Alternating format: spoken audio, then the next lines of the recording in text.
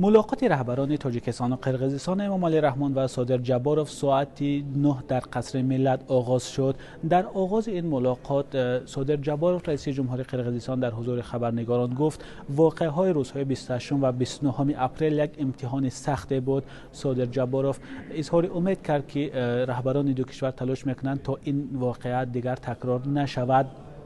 از روی نقشه قبلا طرح‌ریزی شده باید تا ساعت 11:50 ملاقات رهبران دو کشور و هیئت‌های تاجیکستان و قرقیزستان به انجام می‌رسید و سازشنامه‌ها به امضا می‌رسیدند، اما تا حال تا ساعت 15 به وقت دوشنبه تا حال واخوری رهبران تاجیکستان و قرقیزستان به انجام نرسیده است و ادامه دارد. معلوم نیست که این واخوری کی به انجام می‌رسد. درباره نتیجه‌های گفتگو هنوز اطلاع زیادی در دست نیست. تنها همین قدر می‌دانیم که میان تاجیکستان و قرقیزستان 4 سند نوی همکاری به امضا میرسد و جزئیات این سندها هم هنوز دسترسی ما نیست. ولی آنچه معلوم است مسئله علامتگذاری مرز یکی از موضوعهای اساسی گفتگوی رهبران دو کشور است. در نظر است که امروز سفری صادر جباروف به تاجیکستان انجام یابد و او بگاه امروز به بیشکک سفر کند.